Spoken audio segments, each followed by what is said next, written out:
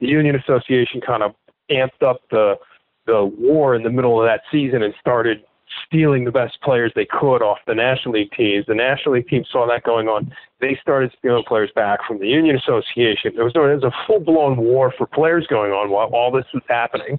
And that's when the Wilmington Club steps into this Union Association. They really kind of walked into this crossfire of a huge war between the existing associations, and they got shocked. Welcome to Good Seats Still Available, a curious little podcast devoted to exploring what used to be in professional sports. Here's your host, Tim Hanlon.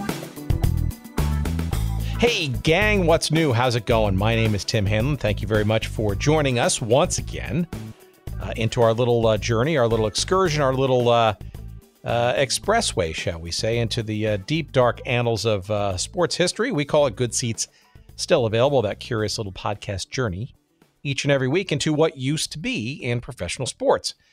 We welcome you to the proceedings. We thank you for finding us. And of course, for rating and reviewing us on all those places, Apple Podcasts, etc., telling your friends and family and whatever, social media and stuff. We appreciate you not only finding us, but spreading the word as we reach the tens of thousands now of audience members listening to our little shows every week. And we are just delighted that you have joined us again and that many of your friends are starting to do so too. This week we are sticking with, shall we say, the sport of baseball, and we again go back to the Wayback Machine to a very interesting story back around the late 19th century, and we're talking 1884, which is the time when baseball was really starting to get cooking on the professional level. Obviously, the National League having been founded in 1876, just a few years later, almost 7 years later, you had actually three major leagues at the time. The American Association, which had started a few years after that, and for one interesting and kind of head-scratching year, 1884, a third professional league was popping up, and it was called the Union Association. It only lasted a year. Some would argue it barely lasted a year, and there's even debate within the baseball history circles as to whether the Union Association was indeed a long-lasting, through the eyes of history, professional league. I think through this conversation today with our guest, John Springer, I think you're probably going to say, yes, the Union Association was absolutely for its time, a major league, the third such in the United States, a real testament to the growing interest of the professionalization, shall we say, of the sport of baseball. And the journey that John and I take in our conversation this week is about one of those interesting teams that was for a period of time in the Union Association, but we'll get into when they actually came into it and actually left it. Hint, hint, they were not there at the start of the season, nor were they at the tail end of the season either. And that there was the team called the Wilmington Quick Steps. And Wilmington refers to Delaware, the major city of Delaware. And this is a story of a very fascinating and successful minor league team at the time that got the call, mid-season, if you will, to actually jump up into the major leagues, in this case, the Union Association, and fill in for a team that itself in the Union Association was faltering. The team in Philadelphia called the Keystones, themselves the third best professional baseball team in Philadelphia, third of three, if you will. It's a fascinating story. It's really indicative of lots of different things going on at the time. And John Springer has written a very fun and interesting and I think a story-laden book called Once Upon a Team, The Epic Rise and Historic Fall of Baseball's Wilmington Quick Steps. This is a story of Wilmington, Delaware as a city, its desire to, or its aspiration to become a professional sports city at the time in the late 1800s. It is a story of the third professional league at the time, only lasting a year, that was on the rise and helping players perhaps flex their muscles a bit and make some more money, given an increasing clampdown by owners to perhaps restrict their trade, if you will, and a theme we've heard many, many times before.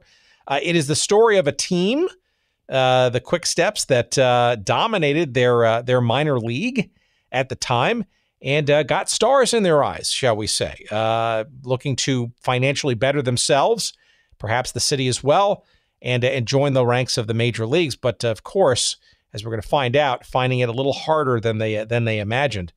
All of those things just make for a very, very compelling story, an interesting story. And again, if you're not sort of an old-time baseball historian, doesn't matter, because some of these stories are rich and very interesting, and actually very thematic to a lot of the sort of bigger topics that we've discussed and will continue to discuss on this little show in our various exploits, not just in baseball, but all sports.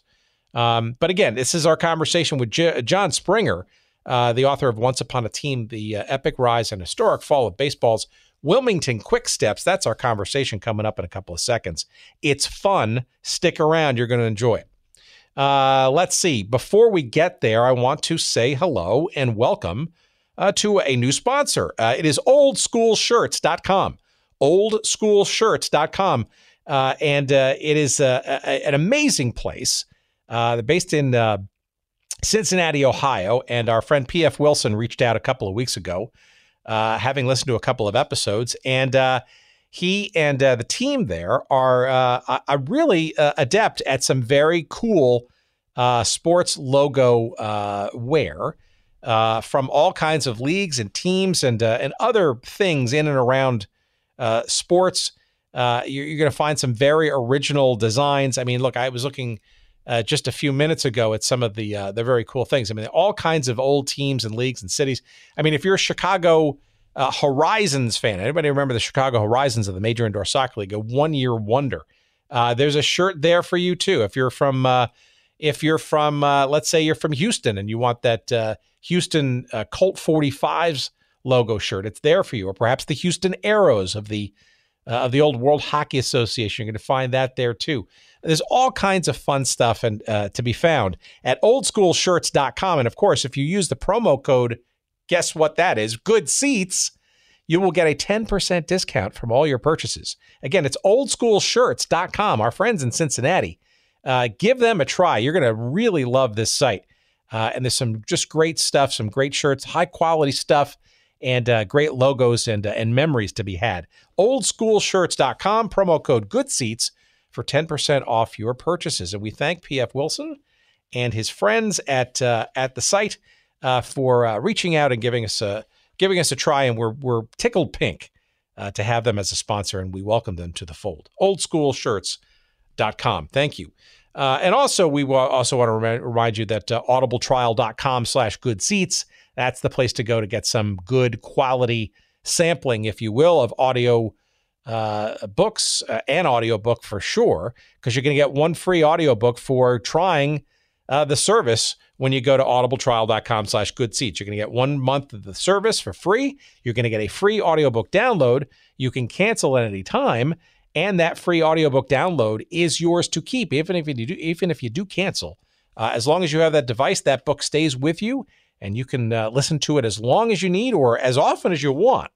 And again, that's our little gift to you for giving it a try. That's audibletrial.com/goodseats. Give that a try. We appreciate that. And again, it's yours to keep, so why not give it a shot? audibletrial.com/goodseats. And of course, we thank our friends at Audible for their continued sponsorship of our little show as well. All right, that's it. Let's get that out of the way. We've done that. Let's wipe the dust off of our feet and let us slide safely into first or maybe second base and get into our conversation about the Wilmington Quick Steps, a very interesting story in the old Union Association. And here's my chat with author John Springer right now.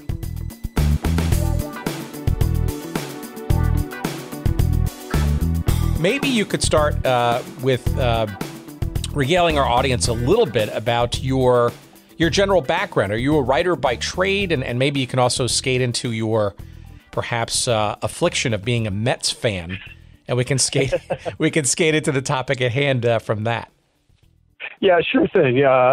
Tim, I'm a writer by trade. That's correct. I came out of school with a English degree and worked at a small daily newspaper in Maryland, doing sports writing as my career got to a start. I kind of morphed over the years, sometimes by necessity, sometimes forced into it. But I moved on to a kind of a small freelance publisher in Wilmington, Delaware, which is where this whole Quick Steps thing started out. And since the last 20 years or a little bit more, I've been in New York as a business writer. I write about the retail food business for a living.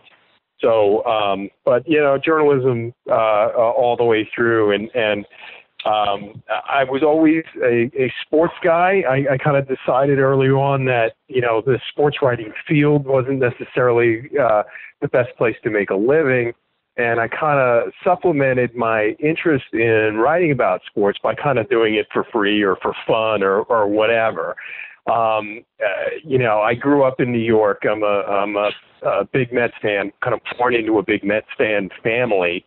And in the late 90s, I began a kind of a goofy project where I decided, or I thought I knew, what the uniform number of everyone who ever played for the Mets was.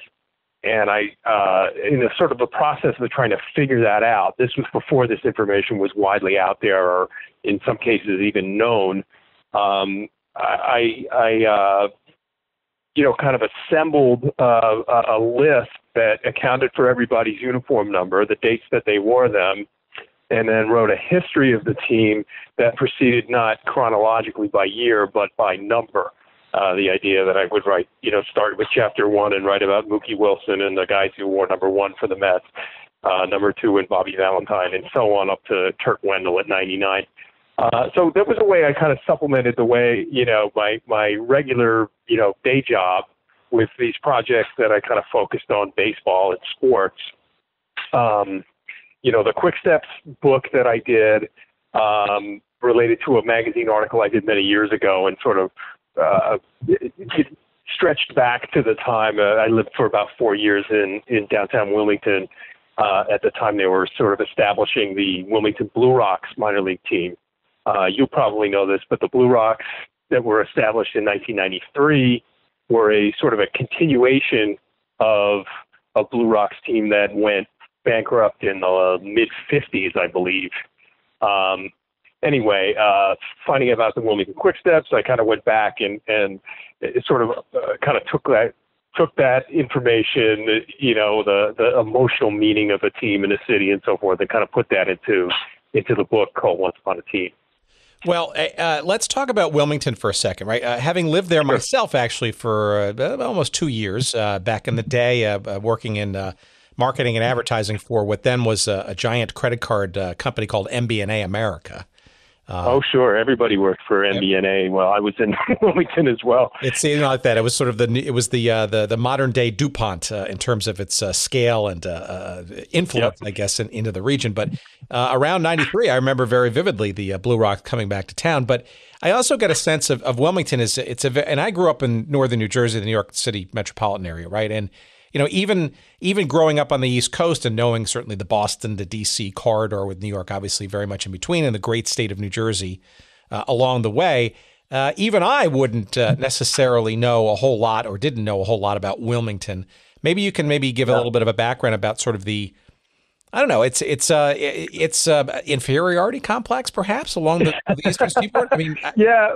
Well, the city itself was smaller and a little bit younger than Philadelphia, which is only about 25 minutes to the north along the water. It's almost exactly midway between Baltimore and Philadelphia, almost exactly midway between New York and Washington. So it was in this path of these great big East Coast cities, but never sort of became a great city itself. And among the things I learned about while researching this book about the Quick Steps was that, at one time, the 19th century, a big, industrial revolution going on. These guys, Wilmington had big league aspirations as a city. They were among the leading cities that exported manufactured rail cars to, cities all over the place. They were able to build not only rail cars themselves, but the parts they assembled there. So they were big in transportation and shipbuilding. You had the DuPonts just north of the city on the Brandywine River, doing dynamite and kind of moving on from there to become a major chemical power. And some of those things were really bringing a lot of growth to the city of Wilmington at the time that I wrote about the team, 1884 season in particular. What happened, a lot of those businesses, in the early part of the 20th century got bought out by larger groups. I'm going to forget the names here off the top of my head, sort of who bought the big rail car company called Harlan and Hollingsworth, which employed thousands of people.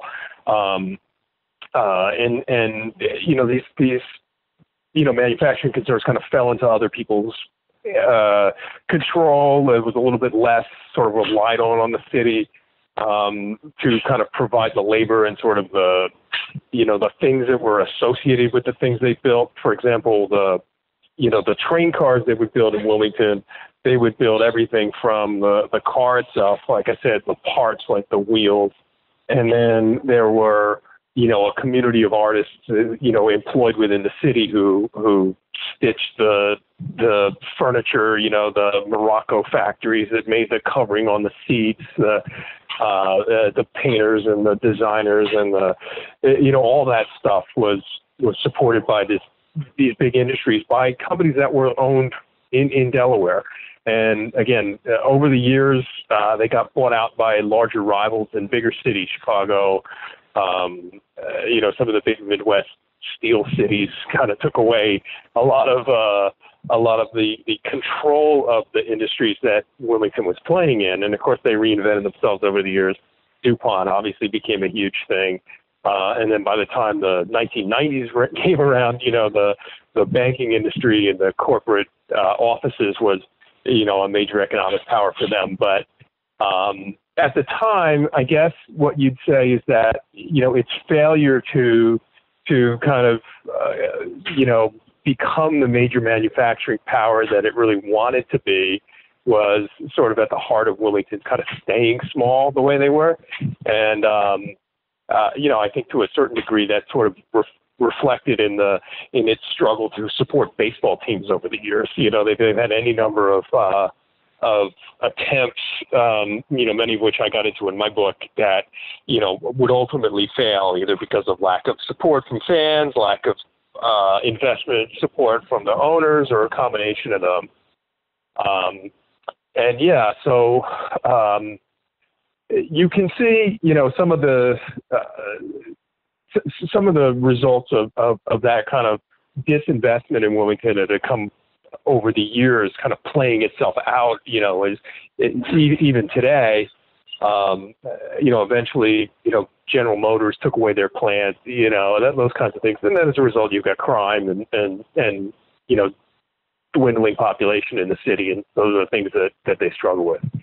Well, now that the Wilmington Chamber of Commerce will completely disinvite either of us into the city, why don't we dial? It's a wonderful city with a lot of great people. It is. It's quite charming, actually, and especially as some of the suburban areas a little further north, and some of the it's very underestimated for sure. And it's right on the train. I lived at 13th and Tatnall, right downtown, and it was a great place to live. I walked to work. There was plenty of a nice kind of old school neighborhood that would remind you of something, much nicer or more desirable in a bigger city like Philadelphia. But it was a great place to live. A lot of, like I said, a lot of great people, and always sort of an aspiration to be better than it was, whether or not they were always successful at sort of being that way.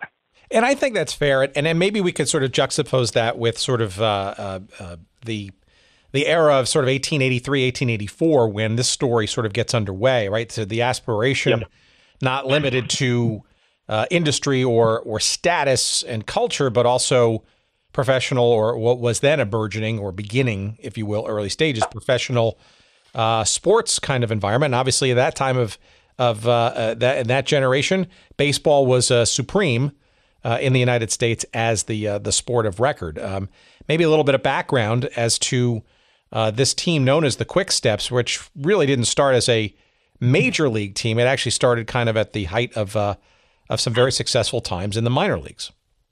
Yeah, and the Quick Steps as a thing really began back in the 1870s, or maybe even the 1860s, as a local club team, and at that time, teams, there were any number of clubs that would represent neighborhoods or areas or various social clubs that would kind of play among themselves. And there were a number of teams kind of over the years in those kind of proto baseball days where, one amateur team or another would kind of be the champion of the state or what have you.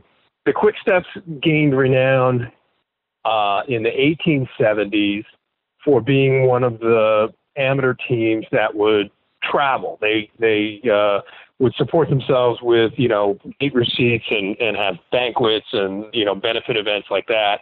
And then they take this money and tour. So they would, challenge teams, regionally and further out. And they had a couple of great seasons in the 1870s. For a while, they were going around, the Eastern Seaboard, declaring themselves the champion amateur nine of the United States, which was a matter of debate in some cities. But they got kind of notoriety for that. The Quick Steps I wrote about, by the 1883, they still kind of maintained that name, although the team had gone, quote unquote, gone pro. Stopped any illusion that they were a truly amateur team at that time, and were competing in leagues with fixed schedules and those kinds of things, which didn't really exist, at least for the teams of the city in the 1860s or 70s. So they were though up to challenging some of their newly professional brethren, shall we say, in other leagues, right? Yeah.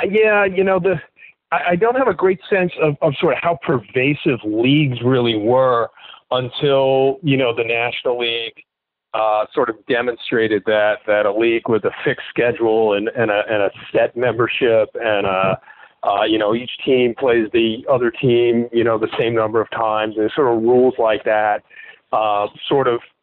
demonstrated that was a way to sort of run a season. As you probably know, before then, the National Association of Baseball Clubs, tried a professional league, but again, there was no schedule to it. It was a little bit more haphazard, and there was this idea. One of the interesting things I found out, especially in this amateur era I'm talking about, that a championship in baseball was like a championship in boxing, where, a team beats another team, usually in a series of, best out of three, and then that team is the champion until it's dethroned by another team that can beat them 2 games out of 3. So that was sort of the origin of the Quick Steps declaring themselves amateur champions of the United States. The problem with that, of course, was that, as in boxing or, wrestling on TV, the bad guy can beat the champion, but if it's not a championship match, it doesn't count, right? So that was a determination of the loser in these series quite often. So you could have multiple teams declaring themselves champions and so forth. So, the organized leagues that Wilmington clubs played in, I kind of traced it really just 1 year back, 1883, when they played in the Interstate League, which was a group that had pretty much the same group of clubs that would play in 1884, plus or minus a few. So interesting. So they're by 1883, they're playing in this thing called the Interstate League, which essentially is one of the sort of supreme, I guess, minor leagues. I think it's also interesting. Quick asterisk though is that, I think it's important to remember, that this is still, 1883, 1884, right? Maybe, if you will, depending on where you draw the line of its origins, right, is only 6 or 7 years into what could arguably be called the professionalization of the sport, right? There was even debate, as to whether how noble a pursuit professionalism in the sport of baseball was at that time, right? It's still very much in its early teething stages, this professional thing. That's true. Although, one of the interesting things that happened, 1883 is the year that sort of demonstrates that the professionals is a boon for its owners and can be for the cities that they play in, and that kind of ignites this explosion of baseball in 1884 that winds up sort of catching, kind of scooping up the Quick Steps in its wake here. There was the Philadelphia Athletics.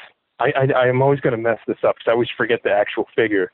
But the Philadelphia Athletics of 1883, which played in the American Association, reported some, ridiculous profit for that year. And I might have to look up the actual profits that they said that they made that year. But yeah, it was a boon. The way it seems to have worked is that, the National Association clubs, which were sort of a league run by the players for the players. And the big advance of the National League was William Hulbert's, idea that the league really ought to be a cartel run by and for the benefit of the owners. And that was the big difference between, the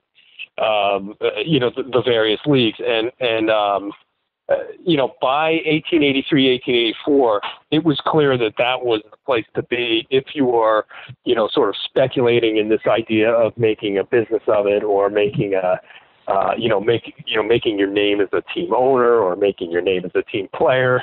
There were still very good amateur teams out there, teams that didn't play in leagues, but it really seemed like the leagues were the future at that point. So, all right. So before we get into sort of the a little bit more of the genesis of the Keystones, especially around this time, maybe it's important because it sounds to me that this is also maybe backhandedly a story just as much about, as you're hinting at, the professional sport, if you will, now of baseball, with 2 and arguably now going into 1884, 3 attempts at professional leagues. So maybe a little bit of background as to the leagues that were out there and what this thing called the Union Association was all about, sort of the newbie on the Sure.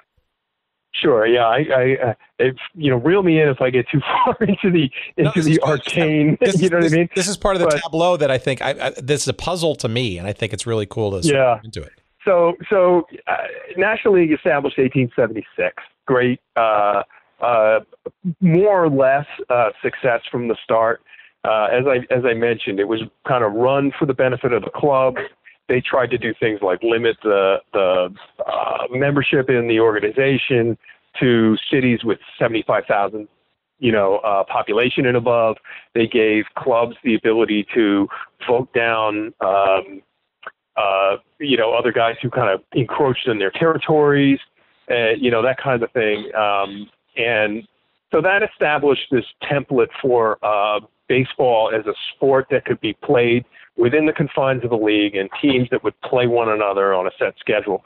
1882, the American Association is born. That's known as, you probably know, the Beer and Whiskey League. And the American Association was similar to the National League in most respects. One of the big differences was that they played games on Sundays and sold liquor in parks, which was sort of a concession that was granted to the owner of the team in St. Louis that realized that, he got into baseball team ownership because he was a brewer who realized that sales at his tavern went, crazy when the baseball games let out. And so those leagues kind of brokered an uneasy peace over the first couple of years of their existence. They had teams in the same cities in a lot of cases. 1883, like I said, 1883, both leagues, both the American Association and the National League, had scintillating pennant races. The Philadelphia Athletics made a boatload of money, and interest in the game was really, really high. That said, right, there is a millionaire in St. Louis named Henry V. Lucas, who himself wanted to become a National League Baseball team owner for the reasons I just said. Lucas petitioned to get into the National League, but, the league's sort of cartel-like rules, shut him out, essentially. And so what Lucas said was, well, I don't have to, I want to be a team owner. What I'm going to do is have a team, and I'll find 7 other teams, and I'll make an 18 league of my own. And he called it the Union Association. He put teams in most cases in the same cities that had American Association and National League teams, and then in a sort of an attempt to differentiate his league and attract players, he said that he was going to come at contracts a little more friendly than the existing associations did. That was a reference to the reserve clause, which, as you probably know, became an issue of debate in baseball for about 100 more years. But it was really the first war of the reserve clause. So Lucas said, there's going to be no reserve clause in the Union Association. Therefore, I should get a lot of National and American Association players because they're going to have more control of their careers, perhaps make more money, et cetera, et cetera. Lucas signed any number of players over that 1883-84 offseason that were from the National League and American Association. Not all of them stayed with Lucas, and then which was one issue, and that sort of started this battle between the Union Association and the existing association. And they took them very seriously. The American Association expanded by 4 teams that season just to keep interest down in the Union Association challengers. I liken it to, when a hot new microbrew comes into a bar, Budweiser will put out a fake product that resembles it in order to maintain that tap handle, So this is what these guys were doing. So the Union Association started, its play. Lucas's team was stacked with former National League and American Association players. Most of the other teams were, either independent teams or, more or less would be minor league teams, perhaps, in other associations. That 18 league got off to a goofy start. Lucas's team marauded the league. I think they played something like 900 ball, obliterated any pretense of a pennant race in the league. And, for that reason and a number of others, interest in that league was pretty low. And you had teams kind of just coming and going almost, right? Some of these franchises kind of. Well, they had, Lucas had the Union Association had eight teams to start the season. He had trouble getting an 8th team. They added a team in Altoona, Pennsylvania at the last minute, which was, an amateur, or I guess I call them amateur. They're probably semi-pro club or, a more or less a minor league club, and said, why don't you join our circuit? We can't find anybody else.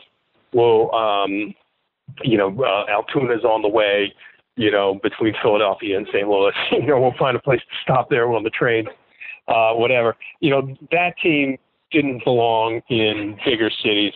That team fell apart. Some of the other Union Association teams, was the loser in a 3-team battle. In Philadelphia, the Philadelphia Keystones of the Union Association were less popular than the Philadelphia Quakers of the National League, who were much less popular than the Philadelphia Athletics of the American Association. In Washington, the two teams, the American Association team and the Union Association, both struggled because neither of them were any good. And so, yeah, there was at least, let's see, Altoona dropped out almost immediately. I think they lost, I can't remember how many games they lost out of their first and how long they actually lasted. But it was only a matter of weeks. According to my records, they went 6-19 for a winning percentage of 240. Right. 240, and most of those losses came against St. Louis, incidentally. So then not only did Lucas stack the St. Louis Maroons with, by far the best talent in that league, but they set it up to play home-and-home series over the first 12 games. So they were destroying these guys by, scores of, 10, 12, 15 runs a game. Yeah, so they dropped out, the Altoona team dropped out almost immediately, and they were replaced by the Kansas City team, the team called the Kansas City Cowboys, who are also not any good, but willing to join the league as a replacement for Altoona. Later in that season, the Chicago team was drawing very poorly. They moved to Pittsburgh, and they drove very poorly there, and they eventually dropped out. And the Philadelphia Keystones, who like I said, were by far the worst and least popular team in Philadelphia, dropped out. And that was the opportunity for the Wilmington Quick Steps to take their place. So, and we'll use that as a segue, but before we do that, let me ask this sort of general question: is why would Lucas essentially set up a league that at least foundationally was competing directly with one, if not two teams in major markets versus perhaps sprinkling their clubs in maybe some lesser competitive markets, right? To be the third team in Philadelphia just seems like a losing battle from day one. Yeah. I don't think Lucas was ultimately very sensible about sort of where things went. The league was set up very quickly. There was, discussion about where those teams would go. That's the Washington club, the Wilmington club, a few others, may have formed a separate minor league or whatever. But Lucas was kind of a bold guy. He made these tremendous pronouncements. We're going to take on the National League. Our cause is just. We will beat them. Lucas was also a extremely rich man who could afford this kind of fanciful kind of stuff. And I don't know if he necessarily understood the economic implications of kind of getting in bed with these teams that were, not prepared to, or owners who were not prepared to support their team in a manner similar to the way Lucas did his team. He built, for example, this elaborate stadium in St. Louis where the Maroons played their home games, and that had, amenities that didn't exist then, like a clubhouse for the players and a billiard room and, all these sort of things that were completely out of line with, the folks he were sort of in bed with. And, in the final analysis, it was that Lucas wanted to demonstrate to the National League owners that he should be a National League owner. And to an extent, this whole Union Association thing was a big fiasco to just kind of prove that point for him. Well, he was also acting as the, the commissioner, the president. He's owning a team, but also double dipping, if you will, as sort of running or trying to keep this thing afloat and alive. And I guess he's the instrumental guy that intervenes when the Philadelphia Keystones start to founder. And looks for a replacement in Wilmington. Maybe a little bit of who were the Keystones, where were they going, and how did this sort of reach out to the city to the north in Wilmington sort of come up as an idea to be a replacement? Well, the popular story is that Wilmington was induced by these sweetheart deal from Lucas. But, what I found in my book, I think is interesting in that, much of the talk, and I'm getting way ahead of the question you asked, much of the talk about Wilmington leading the league actually was between the Wilmington Club and one of the other club, the Washington Nationals of the Union Association. And their interest wasn't necessarily in, Wilmington's health, but they didn't want to lose home dates against the Philadelphia club.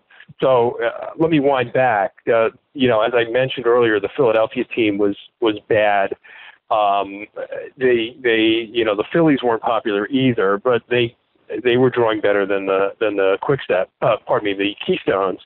The Keystones had sliced their admission price by half. There was only 25 cents to go to the games. Still didn't help. The team didn't win any games. That was their problem. I believe Philadelphia played something like 300 ball for most of the year. They were on their knees for a while. When they finally gave up the ghost, there was talk that Wilmington could replace them in the schedule. So Wilmington made that decision after several discussions with William Warren White, who was in charge of the Nationals team in the Union Association. Wilmington had their own reasons for making the move. For all their success, they were not drawing well. They had, walloped the teams in their minor league. Wilmington was, at the time they made the jump to the Union Association, their magic number was 1, right? They would have clinched the division with one more win or one more loss from the team behind them. They were tearing it up, if you will, in the Interstate League, right? So the Interstate League, which was renamed the Eastern League in 1884. Yeah, the Wilmington was 51-12 at the time they made the move. So that's better than 800 ball. The fans had basically stopped coming out to the games because the results were a foregone conclusion. The Eastern League was having the same problems that the Union Association was having, in that there was a competitive imbalance that deadened the interest in a pennant race. Some of the teams just weren't financially or well run operationally, and we're up against one team that was run well operationally. That was the Quickstep. They had dominated their league. There was really very little drama in their games throughout the year. They had a terrific team. They had a very good manager, and they were having a lot of success. So it sounds to me like it's a little combination of hubris and flattery, and maybe. And there was financial opportunity, right? Yeah. Yes. Well, there was plenty of financial opportunity. Like I said, the Wilmington team was kind of operating in the red from the start of the year, and that's because they went out and kind of bought players. They bought the best players out of the Interstate Association of 1883. They simply got a head start on everybody else, and had assembled their team basically by November, while the others were still figuring out who was gonna support them that year. But the story goes that the Wilmington owner, a man named John West, said that William Warren White of the Union Association had agreed that they would they would pay the team's expenses for road trips if they made the trip, and that they would get, in some cases, I believe 50% of the gate receipts at the games that they played in. And from West's point of view, if that were true, that would kind of pull them out of their financial issues that they were facing and kind of get them through to the end of the year. So that was the question is whether that was really ever offered. Although it was widely reported at the time, nobody ever disputed it until long after the season. And Lucas said he had never heard of the Wilmington team, and denied making any of those offers. It's hard to say whether that was actually a thing or just something that John West told the Wilmington people because he was worried that, the team that he was supporting was going to go bankrupt in the middle of this great season they were having. But what is factually true, though, is that they were, the Quicksteps, in exhibition form, playing and beating the Nationals of Washington and the Baltimore Monumentals in the Union Association. So there was, I guess, on some level, some familiarity and maybe even, so we say backward or backhanded comfort in knowing that this is a team that conceivably could step in and be quality competition. Correct. And the fact of the matter is that the Quicksteps were competitive with some teams, at least could be, and not only that when they had these off-day exhibitions, the team would draw much better than they would in these league games, which were no contest. If people weren't interested in seeing a baseball game where they knew who was going to win before it started, especially given, the gamblers' interest in baseball at that time. So what the Quicksteps did, and Wilmington's, enviable geographic positioning between Baltimore, Philly, Washington, New York, trainloads of professional ball players out of 3 leagues would be passing through Wilmington every week. So when they had mutual off days, the Wilmington club would schedule these guys to come in for a game. They would draw much better and give the fans a show. And it definitely built a confidence that Wilmington was a team that could play with these guys. When they could. Probably the most famous game that they played against a team was when the New York Mets of the American Association stopped in Wilmington. The Quicksteps beat them 5-4, beat Tim Keefe, the Hall of Fame pitcher for the New York team.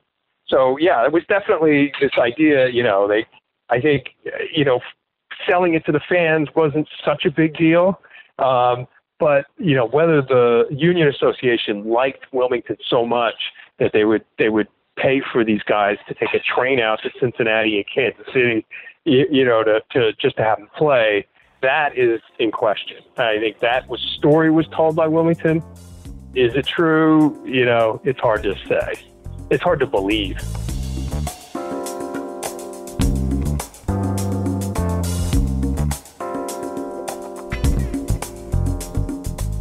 All right, time for me to catch my breath, get a cool, tasty beverage, and remind you, while we do so, that our friends at Audible are here to remind you that you can get a free audiobook download of your choice from over 180,000 titles. If you go to audibletrial.com/goodseats and use that link, of course, to try for yourself a free audiobook on us, gratis, if you will. And you will love the idea of audiobooks. It's an awesome way to kill time and occupy and stimulate your mind, perhaps when your eyes are busy doing something else. And of course, there are plenty of interesting books to be found, especially in the world of sports and sports history. And I think our audience might enjoy a few of these, of course, including the seminal work by baseball legend Jim Bouton. It's called Ball 4. It is not only written, but it's also narrated by him. You could use your free credit for that book. And of course, as you know, Ball 4 centers around the 1969 one-year wonder that is the Seattle Pilots of Major League Baseball, but obviously the background for a whole lot of other observations about the sport of baseball. And it remains to this day perhaps one of the most celebrated writings about the sport of baseball in this country. Of course, you can also, if you're not a big baseball fan, you can go into the world of soccer with the autobiography called My Turn by Johan Cruyff, the late Johan Cruyff, perhaps one of the world's best ever soccer players. He of Dutch heritage, of course.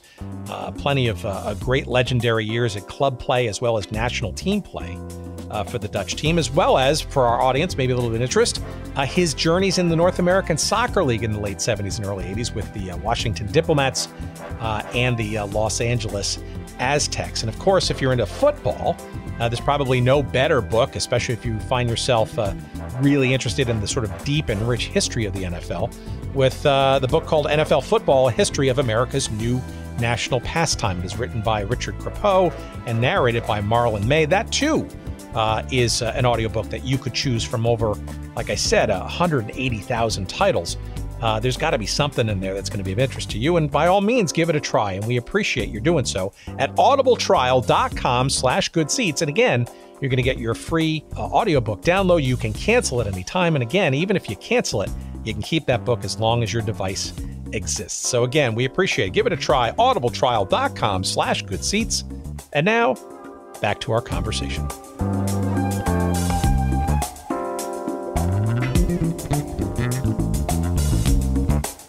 Well, okay, so come August or so, right? The jump is made, right? So based on my little crack research here, that the Keystones effectively folded on the 7th of August, 1884, which, not necessarily a surprise because there were a whole bunch of other Union Association teams, as you were hinting at before, that had already stumbled and failed and sort of gone their own respective ways out of the league by that time. But this is about when the Quick Steps step up, shall we say, into, I guess, to fill in the gap. And I guess, it seems to me like, all right, well, maybe the Union Association feels a little shaky, but it is arguably at least on certain levels of perception, a third professional league. It's part of the times, and professional baseball is growing. Lots of interest. It seems like I don't want to call it a no-brainer, right? Obviously, you mentioned some of the financial challenges that the Wilmington Club had as well. But from all accounts, it seems to me like why wouldn't you try to make this happen, given especially the tantalizing successes that you've had in the exhibition world? Totally, yeah. I think on a baseball, the Wilmington Club was good enough to play in the Union Association from day one. So that made a lot of sense. The Union Association as a thing by the time the Wilmington Club came along was wobbly in as much as I mentioned before, there was really no pennant race to be had. Really for the Wilmington fans, it was an idea. It was this idea of getting better competition in there to draw more fans to the club. Wilmington. I don't argue that at all. Wilmington can and did kind of play with the best teams in baseball that year. Would they beat them all the time? No. Would they have finished in first place if they played in the National League? No. They probably would have been near the end. But they weren't as bad as many of the Union Association clubs were. The other thing that we really haven't gotten into yet, that was sort of a reason against joining the Union Association was that there was this massive player war going on between them and the National and American associations at that time. So as I mentioned earlier, this reserve clause issue that the Union Association was backing, that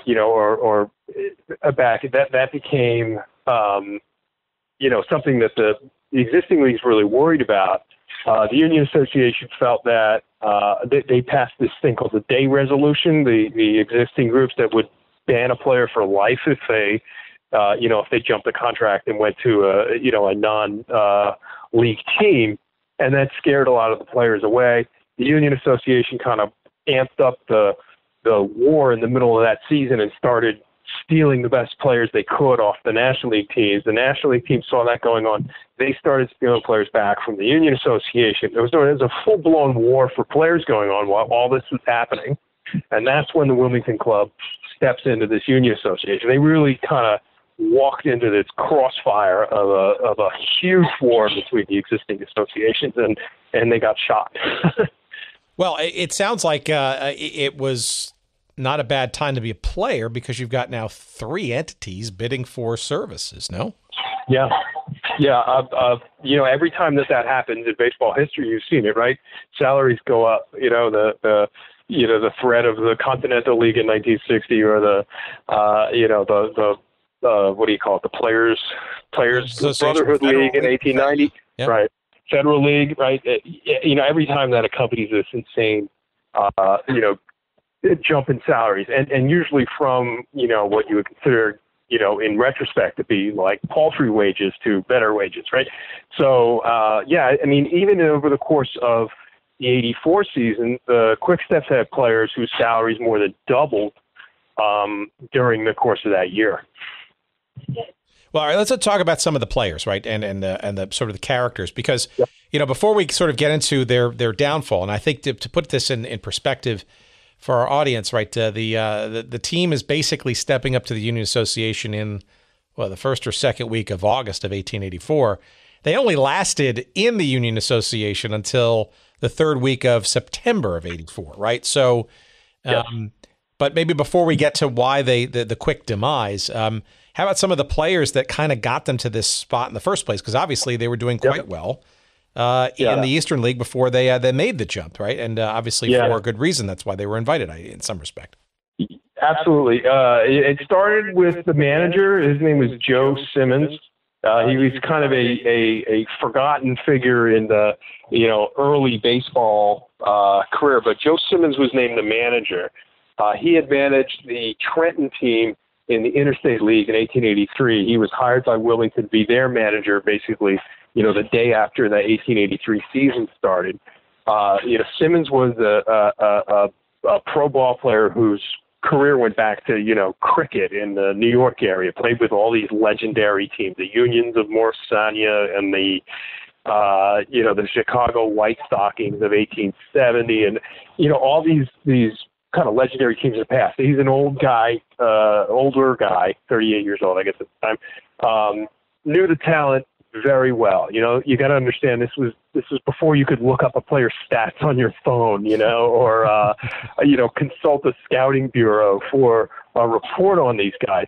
So there was no experience really no substitute for the experience that a guy like Simmons had. He knew the league very well, knew the players very well, and went out and basically signed an all-star team of Interstate Association ball players that off-season. The best of those was a young infielder from the Harrisburg team named Tommy Burns, popularly known as Oyster Burns. Burns was, at that time he played shortstop, he pitched, he did a little bit of outfield. He's mostly a shortstop and outfielder. Tremendously strong, tough, violently tempered guy. Played for, they say played for all he was worth. He ran hard. You'll see some pictures if you look them up online of Oyster Burns. There's one from the 1889 Brooklyn team that he winds up with. He's sitting cross-armed in front of a team portrait. And you look at his forearms, and they're as big as my thighs, right? They were like, he was like Brian Downing, Popeye. This is 100 years before stories. Strong guy. Real power hitter in the, when there wasn't a whole lot of power hitters in baseball. How did he get the name Oyster? Pardon? Oyster. It was given to him late in his career, and I think it was a name that he was known more for by historians necessarily than he was during his playing career, although the reason for that was that there were two players named Tommy Burns who played at the same time. One was a infielder with the Chicago team in the National League. So there were two Tommy Burns. I think to distinguish them, they called him Oyster Burns. Yeah, they called him Oyster Burns, I'm pretty sure, because of his association with the Baltimore Orioles, who he played with for a couple of years following Wilmington. Well, Baltimore was famous for its oysters, and that was his name. I feel like he was a hard-shelled and salty player. It's kind of a great nickname for him in retrospect. I don't know if that's the reason why, but he was the best player in the Eastern League by a long shot, and he belonged in the major leagues even at though he was 19 years old and had some growing up to do as far as his sort of behavior on the field went. Burns, they had two other excellent hitters on that team. One was Dennis Casey, who was an outfielder. He hit .370 in Eastern League play that year. Singles hitter, but a good singles hitter. And they had a player named Tom Lynch, another tough Irishman, a pretty good left-handed hitter and had some power. So they had an offense, you know, at a time when, you know, I mean, they call it the dead ball era. This was not a home run hit. You know, home runs weren't the thing then necessarily. The Wilmington team hit home runs. You know, they were kind of an offensive-minded team at certain positions. And then, you know, their real secret ingredient was the pitcher. His name was Edward Nolan. People remember him as the only Nolan. And Nolan was a real special case in the Eastern League because he had actually had several years of major league experience or playing with the best pros in the game. But Nolan had a notorious history of drinking and discipline problems and gambling. Gambling suspicions. They never pinned anything on him, but they believed he threw games. And he had been suspended by baseball and blacklisted at least 3 times by the time Wilmington reached out to him just before the season began. So Nolan was basically considered unemployable. And Simmons, to his credit, knew Nolan because they had played together many years before on a team in Indianapolis, I believe. And Nolan kind of rehabbed his image and his drinking problems in Wilmington that year. And he was a magnificent pitcher who was good enough to beat these teams. Wilmington doesn't stand a chance against the New York Mets if Nolan isn't pitching. So they also had a couple of other guys with decent major league careers ahead of them. One was the left-handed pitcher Dan Casey, who I mentioned his brother Dennis was an outfielder. Dan was very young at that time, but he had a decent career, 7-8 years ahead of him with the Phillies. Charlie Bastian was the second baseman. He was never a great hitter in the major leagues, but is considered by a lot of historians as probably the best defensive middle infielder of the era that he played in. So again, Simmons had these, picked his talent pretty well, and they all performed pretty well. He kept the team together kind of harmoniously, and they were just a powerhouse. Is there any truth to the rumor? And this is again another piece of crack research. So Sure. Take it for what it's worth, because who knows where it's coming from. Dennis Casey, is he the proverbial Casey at the bat from? That's a great question.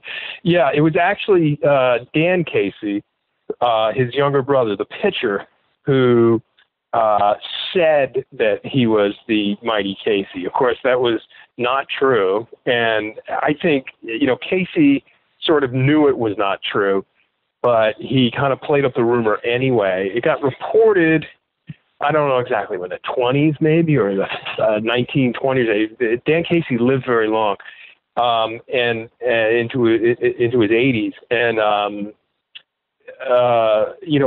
sort of playing along with this myth.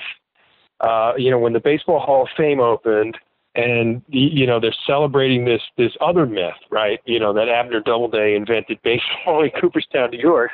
They said, "Hey, well, let's bring out the original Casey from the poem." But there's no way that poem was about Dan Casey. He just said so, and people love a myth, and they bought it up, they ate it up.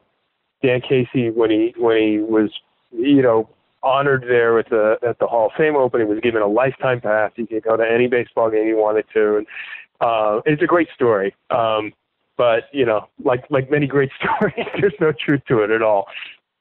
What there is truth though, is that a whole lot of the players abandoned ship pretty quickly. What's with that, right? I mean, I could see maybe the tantalizing dollars of the Union Association, but arguably the team is now in the Union Association. Correct. So why would they leave, given the chance to be in the quote-unquote pros now? Yeah, well, as I mentioned earlier, there was this major player war going on between the associations at that time, and kind of crossing over to enemy lines made the players, especially those with major league aspirations, sort of vulnerable, and they didn't want to be associated necessarily with this rebel league that was bringing war on the ball players. Burns, like I said earlier, was a good enough player to play in the major leagues that year. He jumped after one game. He was offered the opportunity to go over to the Baltimore Orioles, and in whatever it was, the remaining 7 weeks of the American Association season, he ended up finishing second in the league in home runs. So, and his salary more than doubled, I guess, as a result of making that jump. So Burns went.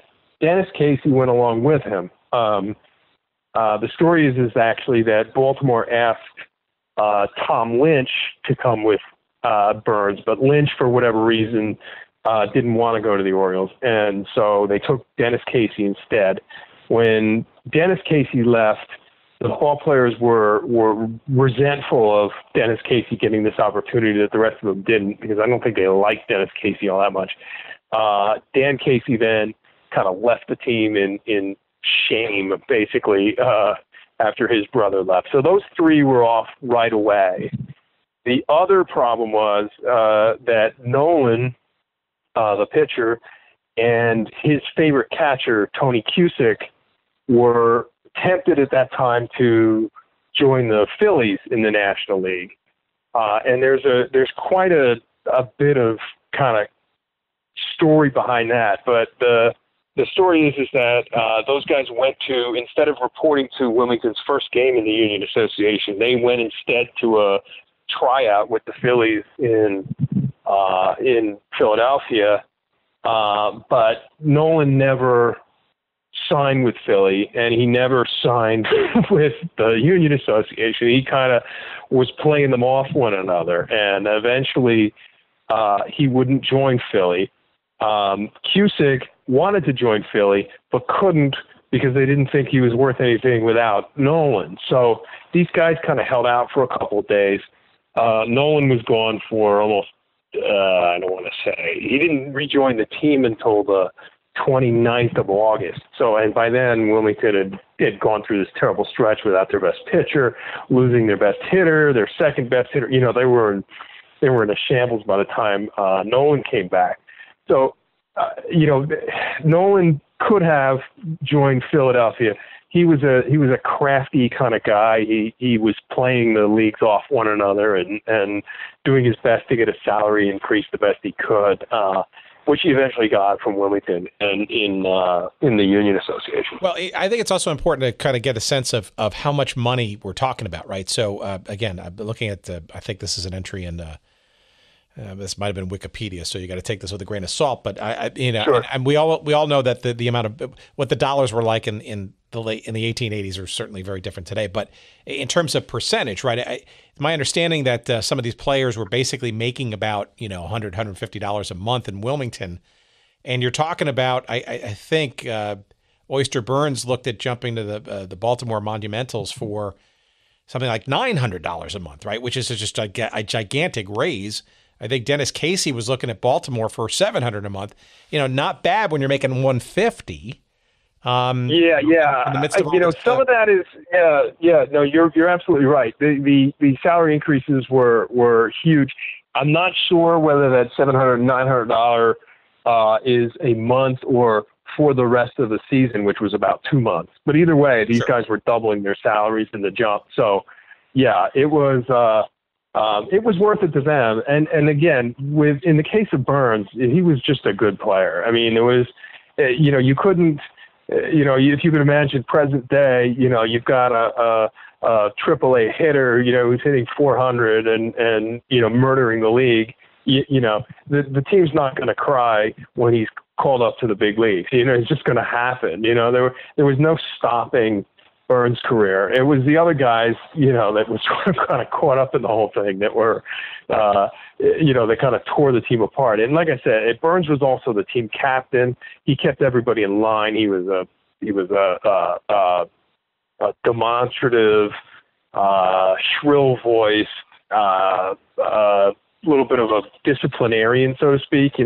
Team captains at that time were more or less like the managers that we think of today, right? They set the lineups. It was their responsibility to argue with umpires, those kinds of things. So Burns was really the soul the offense anyway of the Quick-Step team, and Nolan was their best pitcher by a long shot. So without those two, they were not the same team. Once they turned pro, so they got worse. The higher they got, the worse the team got.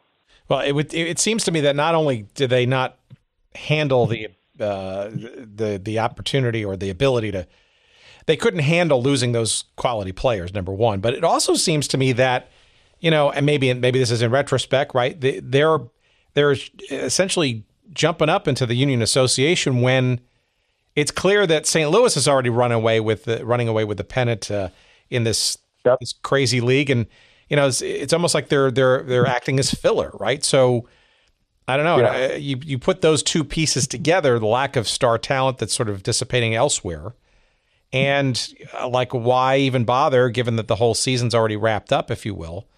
You think that was, or are there other things that conspired to them not even making the end of the Union Association season? Oh, well, yeah, there was economic problems. I mean, that was why they made the jump in the first place, right? Among the other things that they knew that they could count on as a Union Association team was that Henry Lucas's St. Louis Maroons would come to Wilmington for a 4-game series in a couple of weeks, right?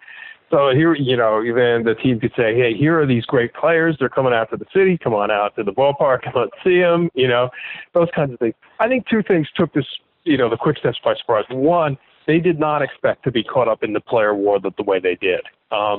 There were any number of entreaties to kind of get their players over the course of the season that were not successful. Nolan was offered a contract by the Phillies much earlier in that season, didn't take it. Again, I think they were surprised that their ball players didn't, were picked off as suddenly as they were.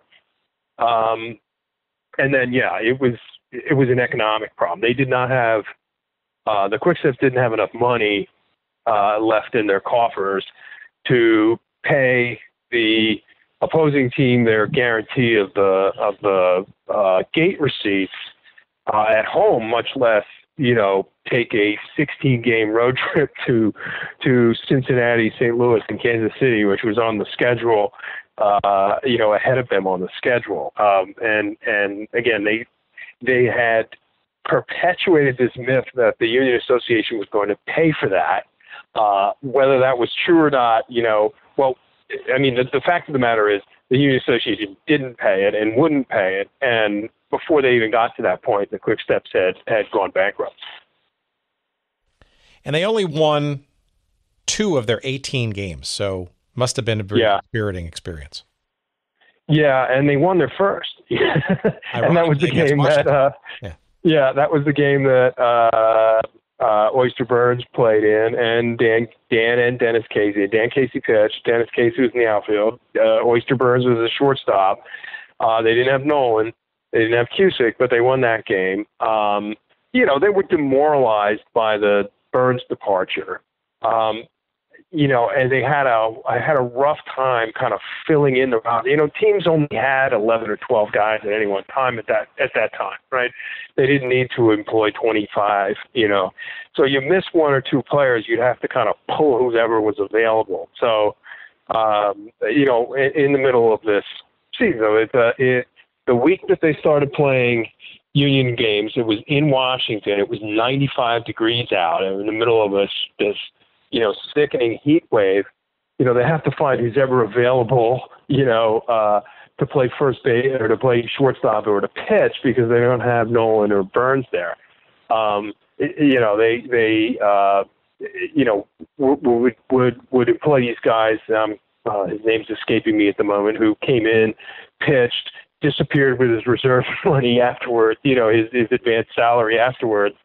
And those are the kinds of things. So they were kind of relying on it. One account has Joe Simmons, 38 years old, playing third base in a game, and none of the baseball encyclopedias reflect this, but my research indicates that Simmons actually suited up and played third base in one of those games in Washington because they were so shorthanded.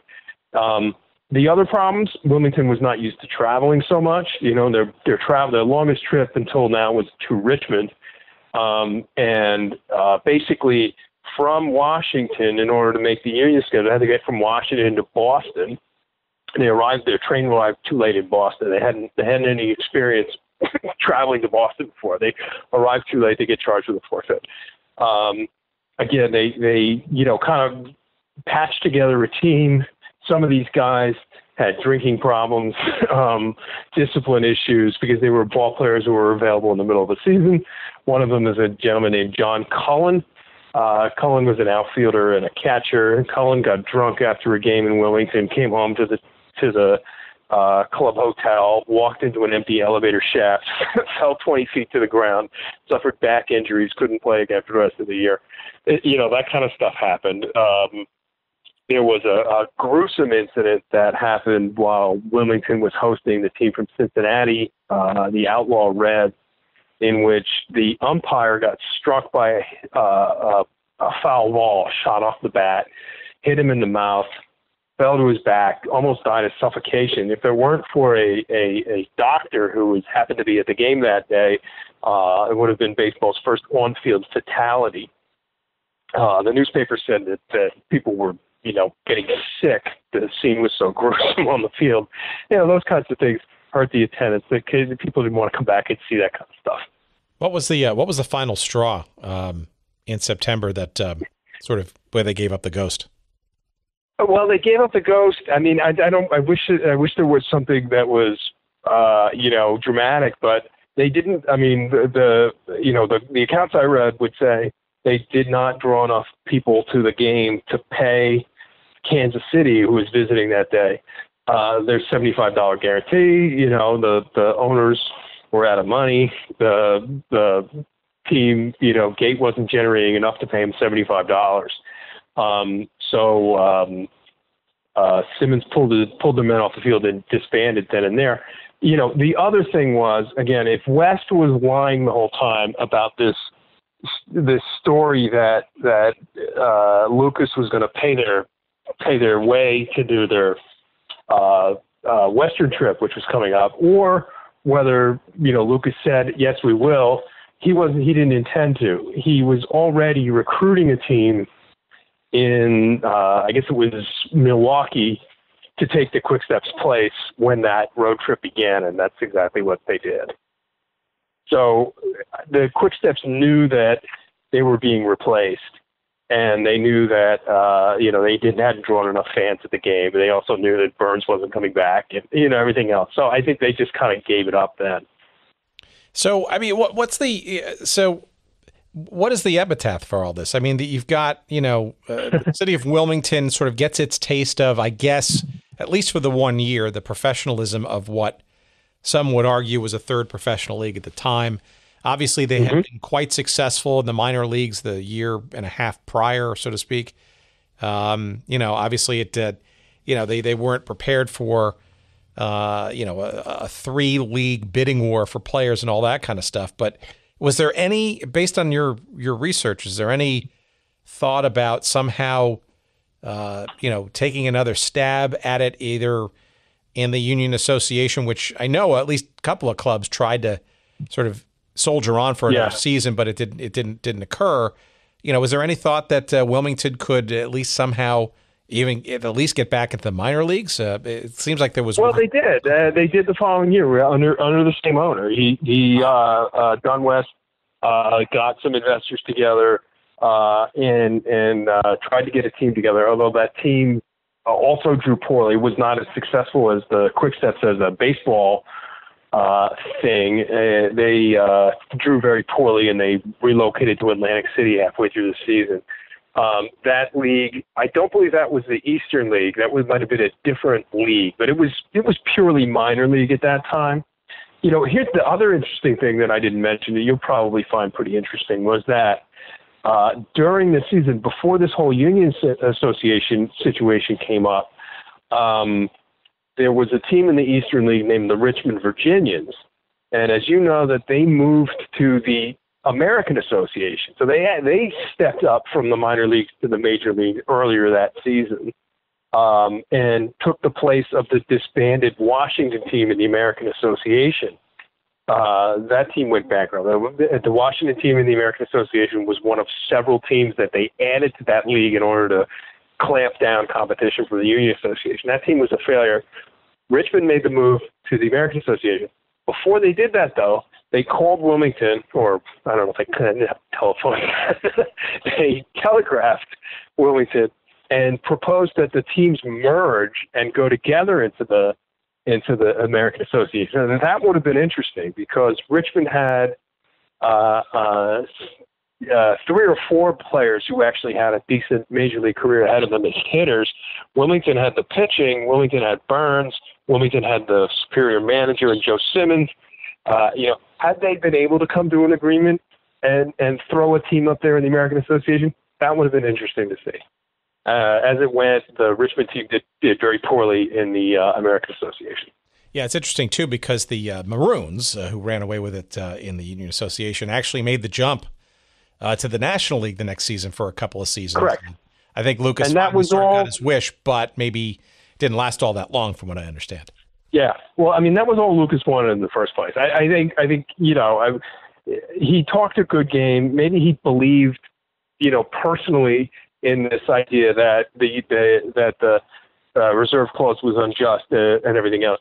But that didn't stop him. When he got the offer to get to the National League, he went to the National League, and he left his fellow owners in the Union Association, primarily the Cincinnati Outlaw Reds owners, completely in the lurch.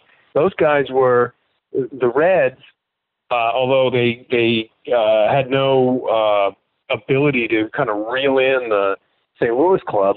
That club took this player war as seriously as anybody.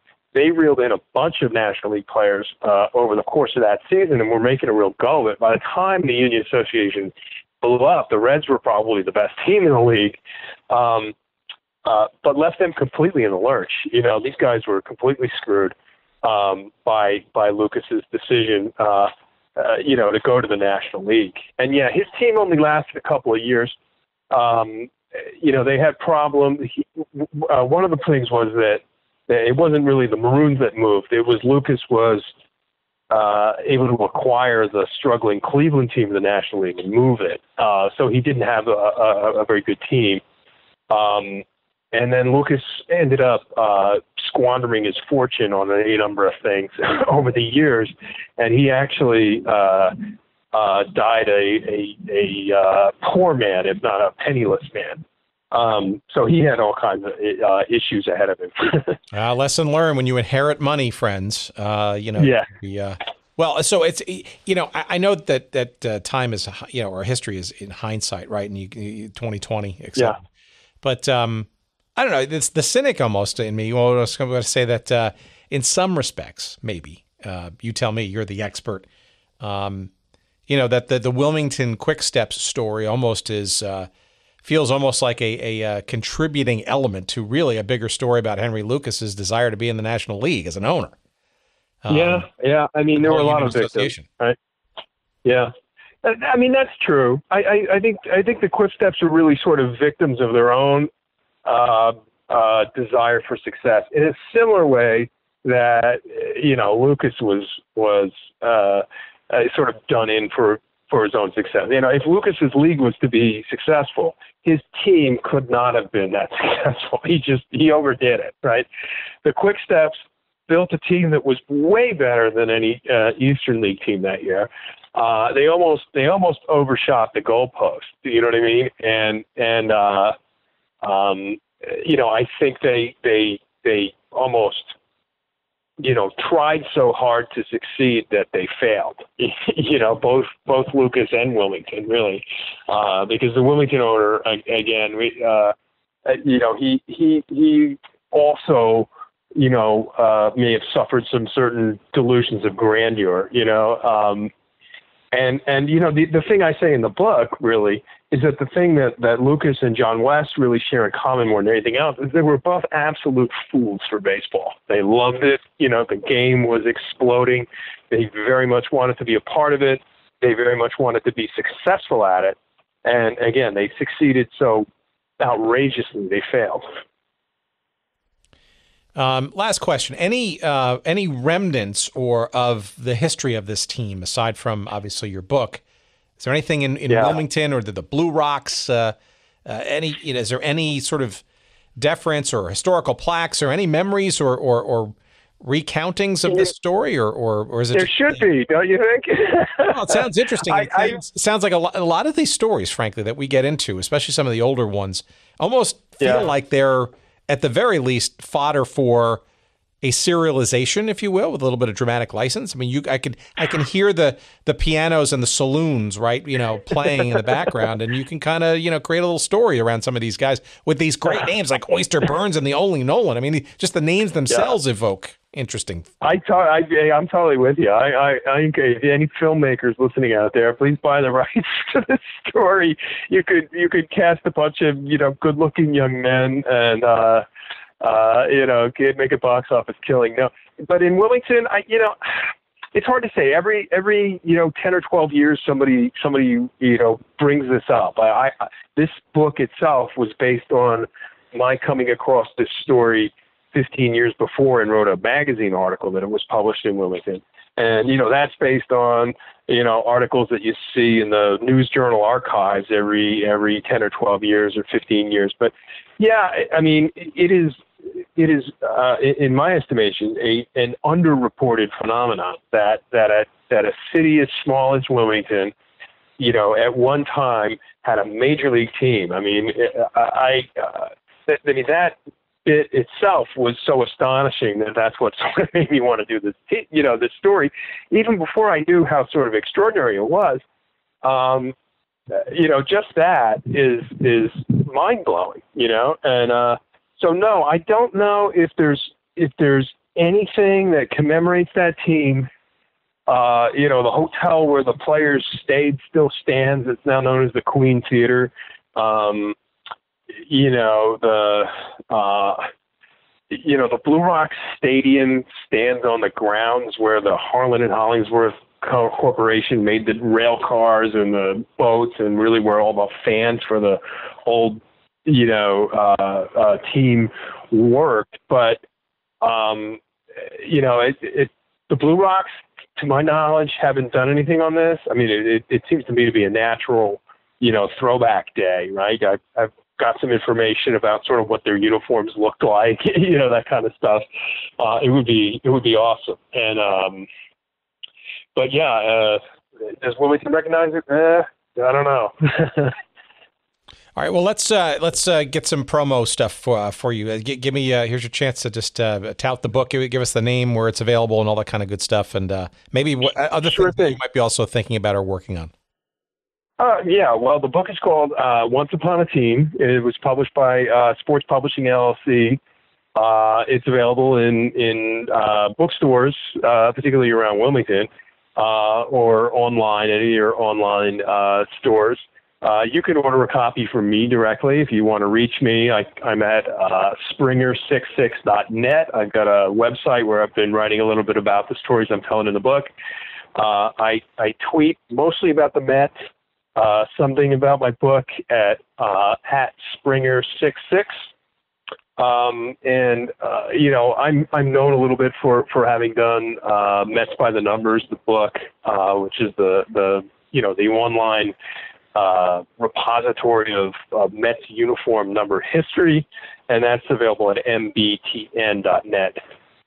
And MBN as in Nancy T.net. It's if you call yourself a New York Mets fan, and I grew up basically as a Mets fan after having become a turncoat from a Yankee fan in 1986, because obviously the Mets were an exciting franchise at the time, and I never kind of really looked back. It is a quintessential must read if you're a Mets fan. So that's called Mets by the Numbers. So any other things in your wheelhouse that you're contemplating in the sport of baseball or otherwise? I am, but I don't know quite what they're going to be yet. What I'm hoping to do here with, this book, which, obviously has a kind of a limited kind of built-in audience, is just kind of build some momentum toward the ability to kind of plow into another project. So I love baseball. I like telling stories. I definitely I had a good time with this. I might want to look into it a little bit more contemporary story next time, but I hope to have something at some point. Let's put it that way. Well, it's a very interesting story, and I especially enjoyed your the preface of the book when you were talking about the big Macmillan baseball encyclopedia that your dad brought home one day. For those old enough to know, I mean, this was this is obviously before a lot of the online and internet stuff. I mean, we're talking, think of the largest dictionary you could, right? That might sit in a library and maybe double or triple the size of it. When you're a kid, you see this baseball encyclopedia. It's a gargantuan. I don't even think they publish it anymore, but it's completely mind-boggling, though, right? Yeah, and you just get this idea that you've got a big collection of Topps baseball cards. You think what there is to know about baseball, and boy, are you wrong, right? I mean, it's just so much.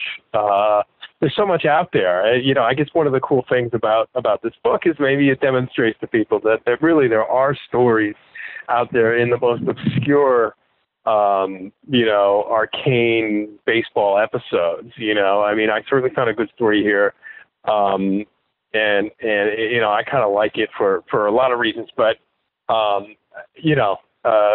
look,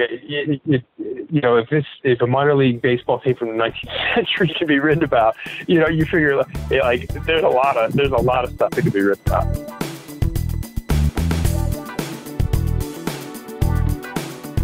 All right, there you go. Wilmington, Delaware Blue Rocks fans of the Carolina League. There's your entree into the past history of Wilmington professional baseball.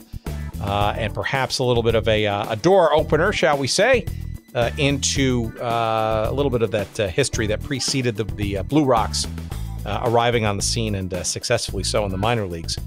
Perhaps a little throwback, a little remembrance, little memory could be served by going back into the Wilmington Quick Step story, and perhaps some goodness to be had there as we enjoyed that journey back with John Springer. And the book, as we hinted at, is called Once Upon a Team, The Epic Rise and Historic Fall of Baseball's Wilmington Quick Steps. It is published by Sports Publishing, LLC.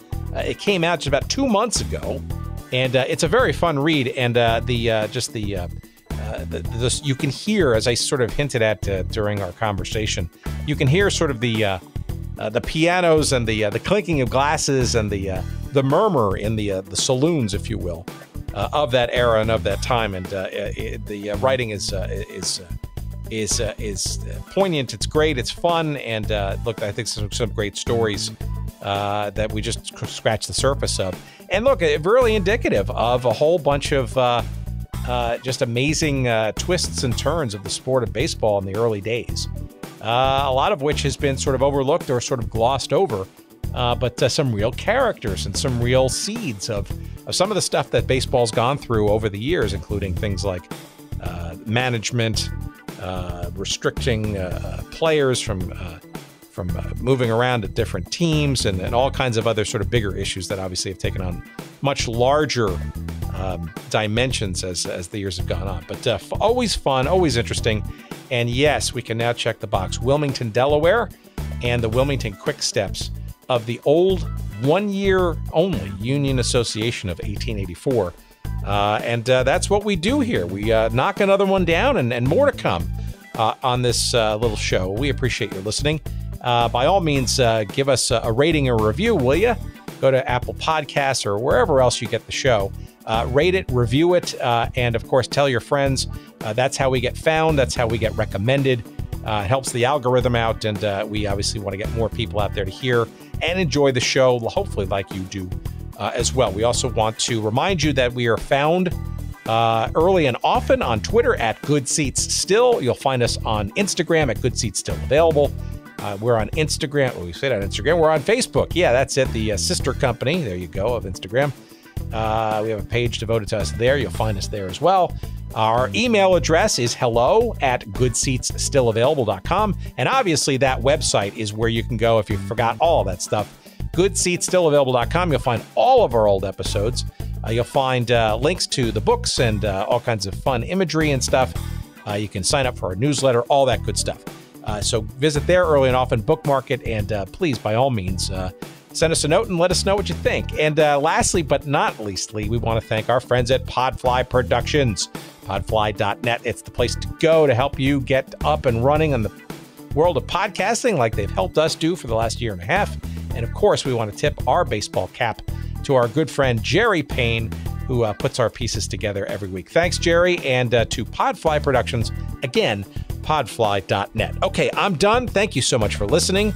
We'll see you or hear you or speak to you, that's it, next week. And we appreciate your listening. Good night, everybody. Or good morning, good afternoon, whatever it is. Thank you for listening. Bye-bye.